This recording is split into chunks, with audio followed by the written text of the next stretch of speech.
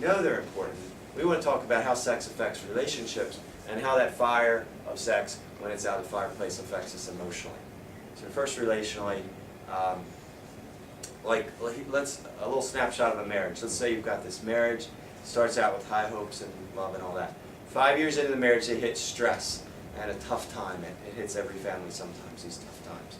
And if a couple stays in love through the tough time, what happens to their love? Yes? Dies down. You think it dies down if they stay in love through the tough time? Oh no, I think it gets better. Okay, so you were saying like sometimes in the tough time the love dies down. Yes, sometimes it does. But if they hang in there, typically they come out of the other side, the sun shines again after the big storm, and they feel they're more in love. But some people do take a dive. Let's say I'll pick on the guy here. The stress hits his marriage. The guy goes to his job, stress at home, lovely young lady at work, she's flirting with him all the time. And let's say he has a sexual affair, which would be like a little escape from the stress for him. So he has a sexual affair with this beautiful young lady at work. Could this be a pleasurable deal? Heck yeah. I mean, that's why people do this stuff.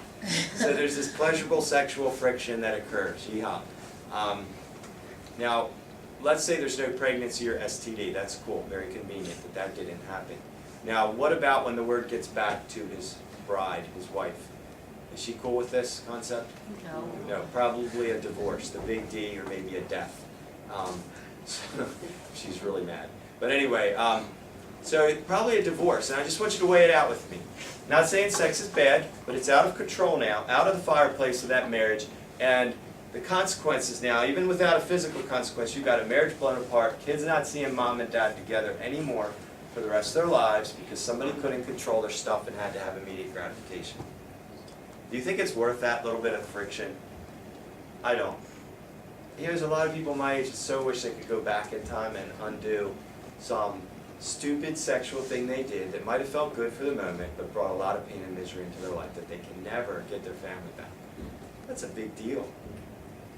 And I think that kind of thing can happen dating-wise too, and that's why I want to talk to you about this, because you're moving into that realm of your life. And I hope you don't feel pressure like, I got a date right away, I'll get into that later. But just that you're moving into this realm, and I do this survey now in every class. Raise your hand if your parents met in high school. Aha, see that? Every class, there's usually like about 20% or so that raise their hand, which is interesting. You can put it down.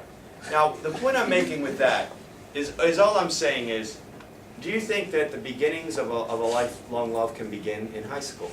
Yeah. No. It can. Yeah, I mean, Huh. It can. So, okay, so with that in mind, you've got, let's say, this high school dating thing going. And they're dating 3 months. Who knows where it may go. It might fizzle out to nothing. It might be a really great lifelong love. But they don't know right now, 3 months in. But one night they're out somewhere, and he says some real dumb thing. Man, us guys can be good at that sometimes. But anyway, he says something really dumb, and she gets ticked off and insulted, and her friends are like, forget that jerk, he insulted you, we're going to a party. Do you think that happens sometimes? Yes. Yeah. So they go to the party, and there's all this alcohol, and people are getting plastered, drunk, and she hooks up and has sex with some idiot at the party. Does that happen? yeah. Yeah. Okay, so maybe the sex is pleasurable if she remembers, whatever. But even if she doesn't get an STD or a pregnancy, she's lucky. When the word gets back to the boy, is he cool with the cheating concept? Pretty much over unless he's really whipped. Pretty much over, and even if he is whipped, it's just a lot of pain. Okay, so moral of the story is, again, sex is a powerful thing. Not just physically, but extremely powerful physically, but also how it can affect a relationship. A little sexual pleasure, forever that little bit of time is, can blow apart something pretty precious in somebody's life. Now, sex also affects the growth of a relationship. Here, this chart is about how sex affects the growth of intimacy. High intimacy is where you know someone really well. We all start out where we don't know them at all down here. Okay, low intimacy. So, give me an average length of a dating high school relationship that you think would be. Yes? A week. That's a little shorter than I usually hear, but good guess. A couple months is what I usually hear. So, let's say a couple month thing here, and they're starting to connect emotionally, but it takes a while to really get below the surface, deep down, emotionally connected. And when I mean emotional connection, I don't mean like the warm, special, fuzzy feeling inside when they smile at you across the room and the sparks fly and you feel infatuated. I mean, when you know someone emotionally so well, like your best friend, like you know what gets her ticked off, and does she explode like a volcano of temper, or does she simmer for a while and get you later, and all those things. You kind of know about them because you know them, you know what I mean? And if somebody had a hot temper, believe me, in a dating realm, do you think their dating partner would know about that volcanic temper right away? Yeah. Actually, no, they're going to keep that thing covered up as long as possible, but it'll explode one day. So anyway, it takes a while to get to know someone, and maybe some of you girls have come to the realization that often guys don't talk as much as you. Have any of you realized that often? Not all guys, but some. Okay, and that may be changing. I mean, I was terrified to talk to girls. What do you say? Play catch or something. Social intimacy. Maybe that's growing a little faster, figuring out if they like doing stuff with the same kind of friends and all that. What do you do out here you're kind of in the country here. What do you do? Cow tipping and stuff. Cow. Paintball. What? This is like country out here. It's not. Anyway, whatever. Intellectually, they're talking about global warming and the stock market and string theories and physics and maybe not so much. He knows about string theories and physics. I'll bet he does. Anyway, Well, we should go with warming, but you know, I don't know. No, it's so give me a lecture on that. Carbon dioxide. Whatever. Spiritually, they're talking about the metaphysical questions of the universe. Why are we here? What happens after we die? Maybe not too much. Yeah. Okay. Not on the average date, anyway. So what happens physically? That means this, right? So yeah, they're doing that. Could this be pleasurable? Yes. Heck yeah, that's why people do it, okay? So maybe it could be, but is this a healthy relationship? Nope. What's wrong with it? Yes. They're not very emotional. Yeah, they're not very emotionally connected or any other way. Yes. And they also only in it for the sex. Only in it for the sex.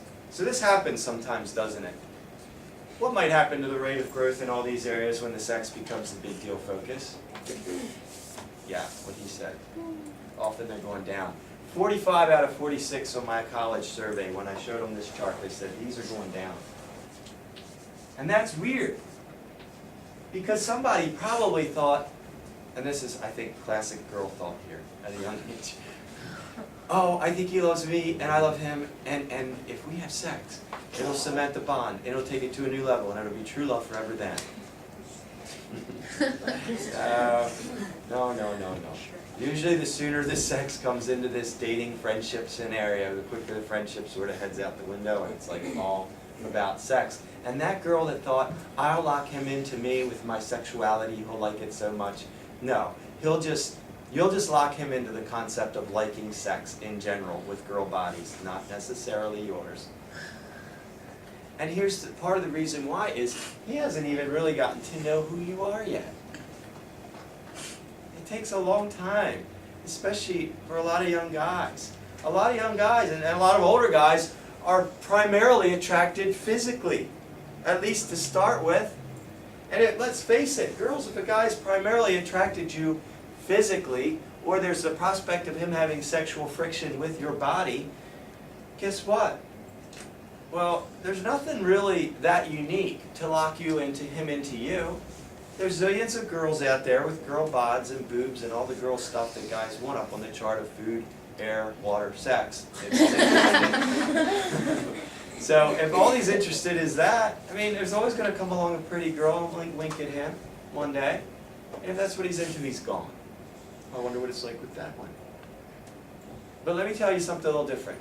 If a guy falls in love with who you are in all these areas, in other words, gets to know the real you in the body, who you are uniquely. There's one unique you.